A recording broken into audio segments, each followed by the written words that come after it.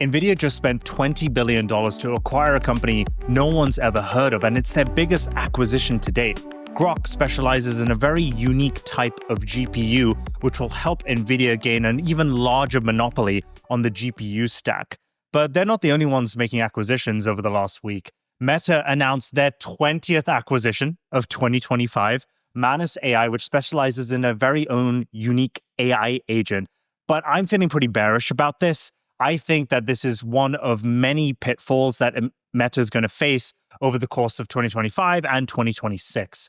And in other news, Google has finally dethroned OpenAI at the #1 spot for AI app being used. It is top of the charts for Apple. We're going to be getting into all of these and much more in this episode. Yeah, so let's get into Groq, which is not to be confused with Groq, the other Groq. One is with a K, which is the one that we frequently talk about, which is made by XAI.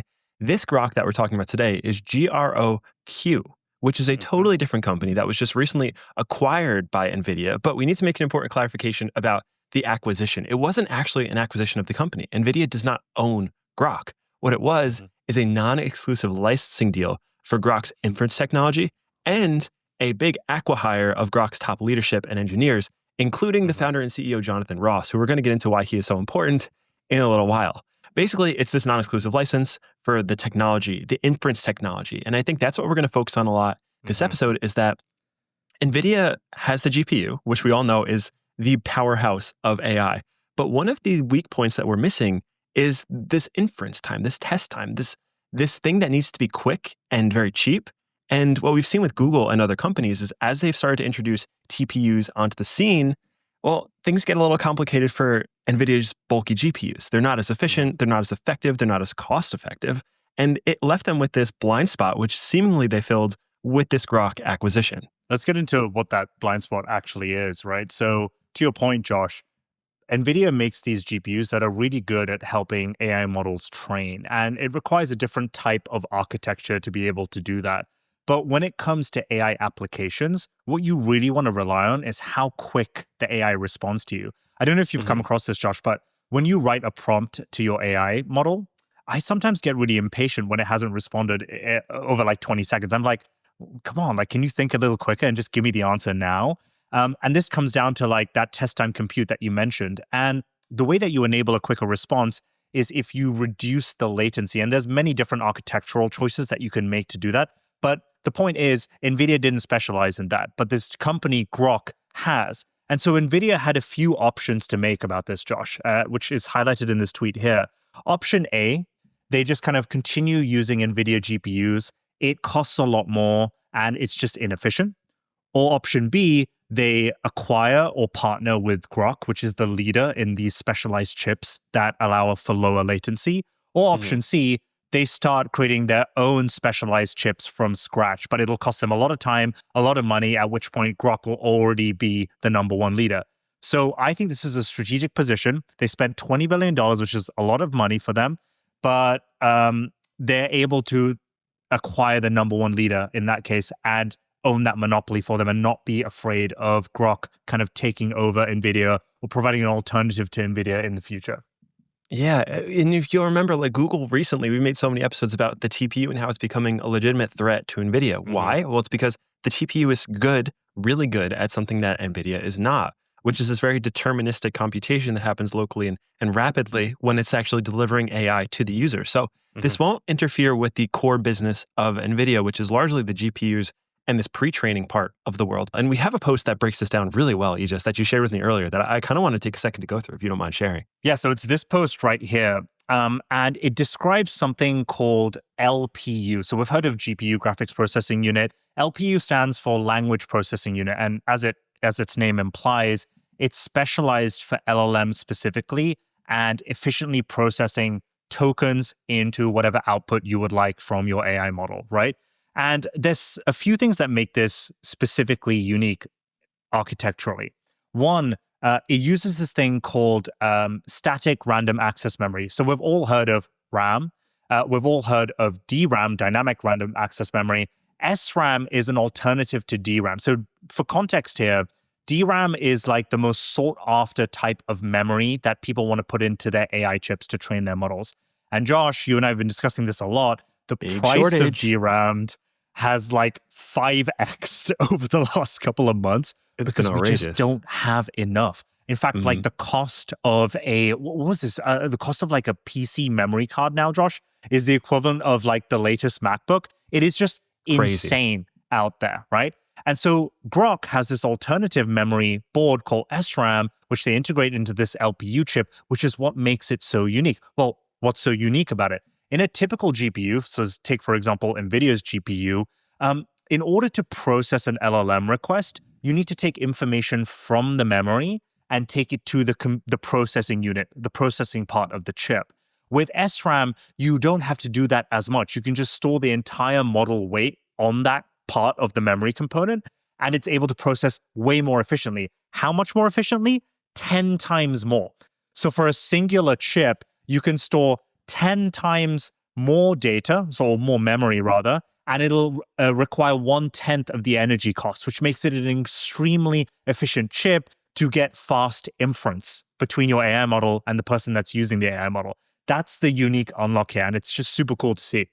Yeah. So in conclusion, it's not that NVIDIA bought Grok. It's closer to NVIDIA bought the parts of Grok that actually matter the most. Yeah. And a big part of that equation is the talent, the people that were involved in Grok. And where did I find out about the people? Well, on Chamath's memo from 2016, 9 years ago. So for people who don't know Chamath Palihapitiya, you probably do. He's a very influential person in the world of technology.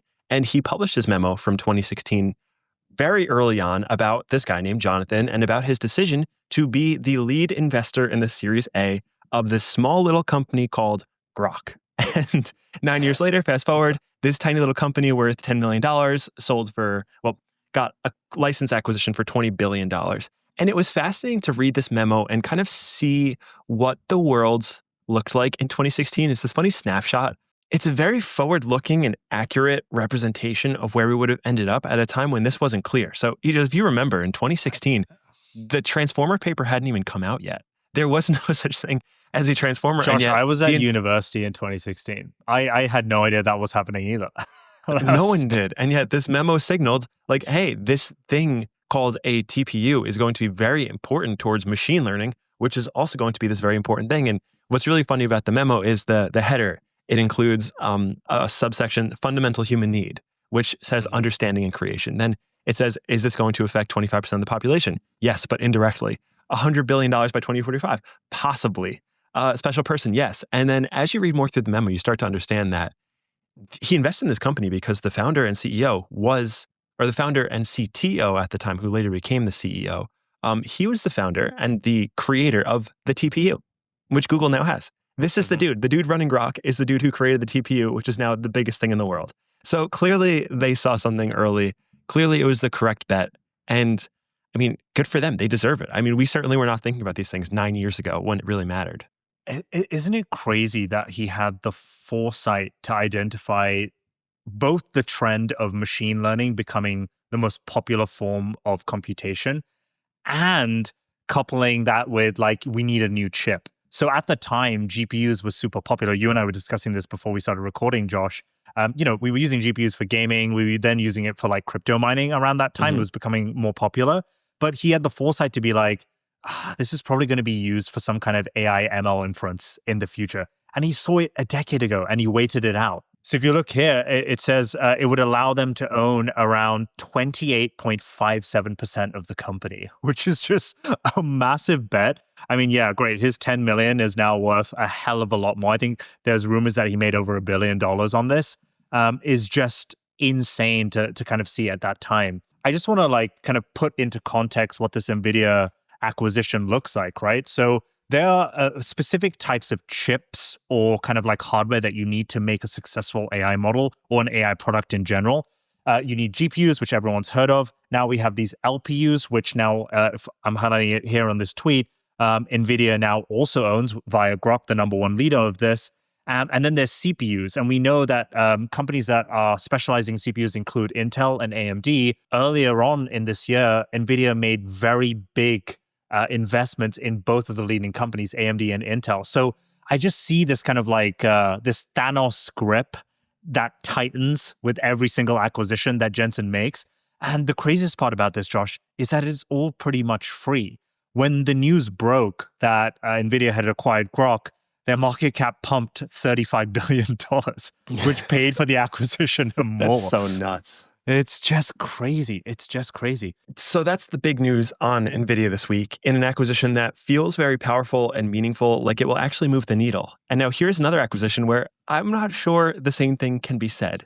Just this week, Meta announced another acquisition. After the seemingly 100 that they've done in terms of personnel and companies this year, in a company named Manus. Now, Manus is a Singapore-based, Chinese-founded company. And the price hasn't been disclosed yet, although it's rumored to be somewhere between $2 and $5 billion. Manus is less than a year old, Ijaz, I believe. And it was valued at $500 million just earlier this year. And they raised $75 million.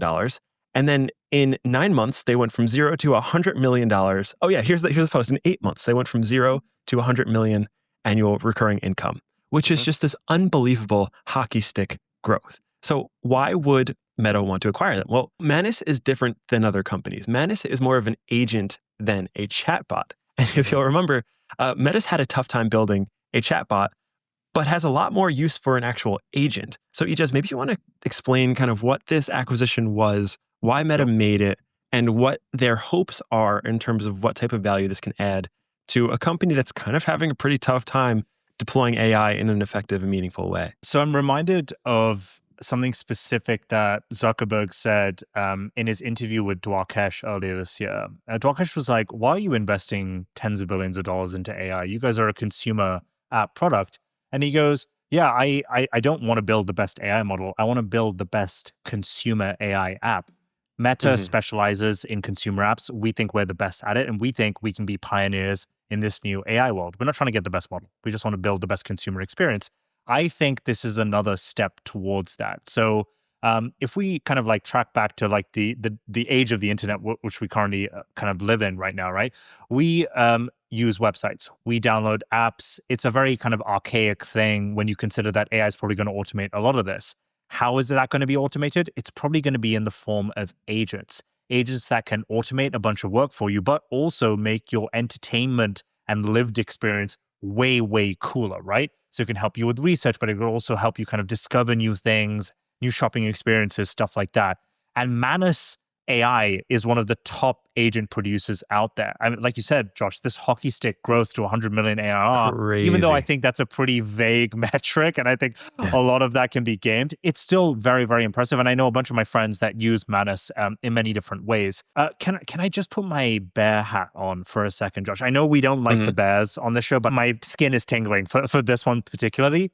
Why can't like a Claude Code or a Claude in general just kind of recreate this entire product? I don't understand the unique capacity for here. And maybe it's because Meta didn't have the props or the talent to create this themselves. So they just saw this as an easy acquisition for a cheap $2 to $5 billion. And now they can kind of just put this, a ready-made product out to their billions of users. But that's also still bearish for me because they've spent $35 billion this year alone to acquire like 100 different people and they've got nothing to show for it. I'm just honestly confused, dude. Yeah, it's aside from the actual strategic thing, you could kind of look at what Manus does and then I guess back yourself into the conclusion from there. And you mentioned Claude Code. I would say Manus is kind of similar to Claude Code in the sense that it's kind of a harness for a base model. There are these base models that are interchangeable that Manus accepts because Manus does not actually have a base model. But it creates this harness around the model that allows the AI to do more interesting things than it would if you were to just go to ChatGPT or Gemini. A few of those things include tool use and orchestration. So a big thing when you're using AI agents is tool use. What types of tools are they able to use in order to do things for you? And if you think of Claude Code as the agent for building code, you could think of Manus as the agent for controlling your computer, for doing deep research, for managing files. It's more of the consumer-facing version of Claude Code, where it's really great at tool use. It's really great at running virtual computers. It's really good at analyzing real-world competitiveness through deep research of many, many different variables. It's really good at UX and design. And it has this unique skill set that doesn't require a core base model in order to use. And I think that's important because Meta does not have this core base model yet. In fact, I suspect if they're going to continue using Manus, they're going to have to use some third-party application until they could deploy their new supposed model named Avocado, which is their first closed source model that will hopefully release sometime soon. The way you describe that, like, it doesn't use a base model, it kind of sounds like a wrapper, right? And, there are a bunch of critics against wrappers. I actually think wrappers are great and fine. But isn't that just Cursor? I guess it's the same as what Cursor is for coding. Manus is for agents in a way, and it doesn't matter what model it uses. I don't know if that convinces me enough behind this acquisition. And I'm purely coming at that from the fact that they have acquired so much supposedly good talent and teams over the last 6 months, and they've had nothing to show for it. And I'm kind of confused at Meta's strategy in general. They say that they want to go into consumer AI, but the Vibes app, which is basically AI TikTok that they released, got completely swept under the rug. No one cares about it. No one uses their AI chatbot. In fact, they're kind of gaming metrics by allowing any Instagram search is now an AI model search. I don't know if you've seen that, Josh, but like it comes up with this really annoying kind of summary when you're on Instagram. I'm just like, why are you doing this? I don't really care about this. So I'm not convinced, but let's see in Q1 whether they release this new avocado model and whether it's actually something that people want to use. I'm going to remain kind of like uncertain on this for now, I think. Yeah, I guess in terms of the agentic use case, it does make sense because like they have billions of people generating real world data all the time to improve this. Then they have the glasses and the Quest headsets that they want agents for. They have, like you mentioned, Instagram, WhatsApp, Messenger as places They have to the distribution. use.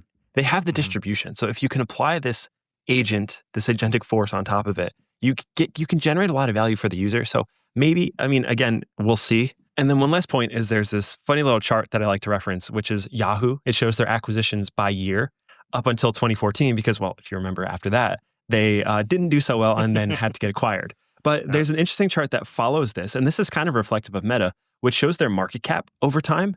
And you could see that their market cap exploded and was at the highest it's ever, or just about the highest it's ever been as they were making all these acquisitions. They were desperately trying to acquire the talent needed in order to be competitive in this new world.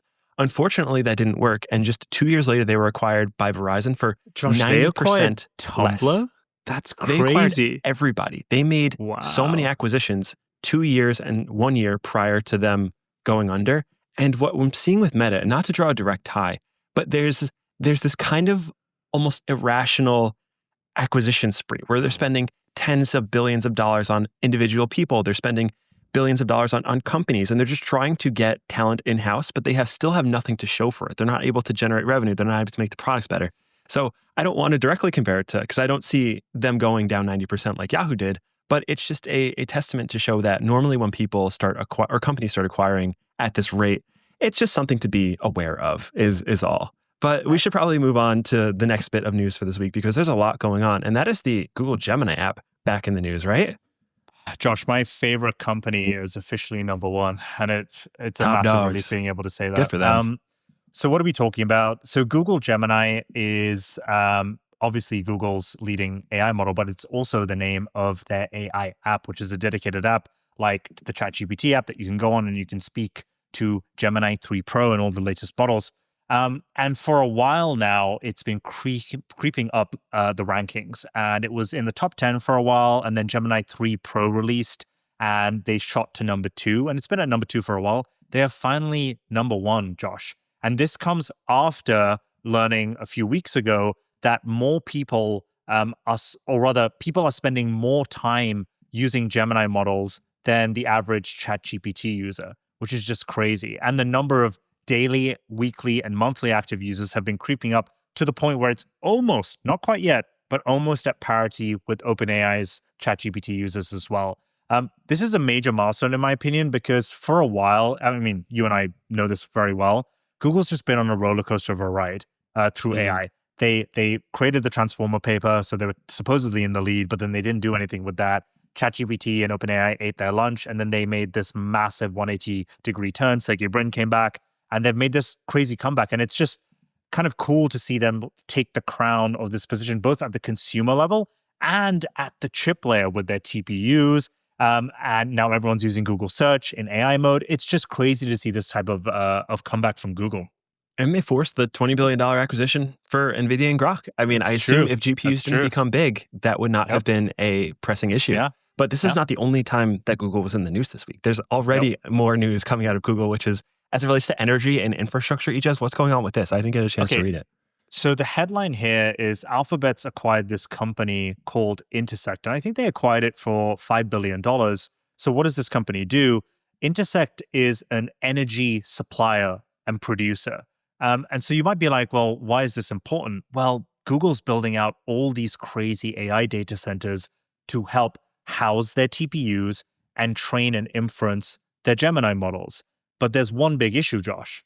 There's not enough power to power these GPUs and TPUs up in the first place. There's never enough power. There's not enough power. America's electric grid is constrained at the moment. And it is a big, big worry going into 2026 because everyone's spending tens of billions of dollars, hundreds of billions of dollars to create these GPUs. But if we don't have any power to supply them in the first place, then these become kind of defunct pieces of metal that just collect dust. And Satya Nadella earlier this year actually spoke about that, saying he has a warehouse that has hundreds of millions of dollars worth of Nvidia GPUs, and he can't do anything with them because he can't get the electrical supply to it. So I see this as a very strategic move. What sounds boring on the surface is actually a really important move. And Google obviously sees meaning here, and it's kind of making its next steps towards solving that crisis. Yeah, part of being an AI behemoth now requires owning the entire stack from electron generation through token output. And it's becoming increasingly clear that if you want to be a serious competitor, you must compete across every facet of the spectrum,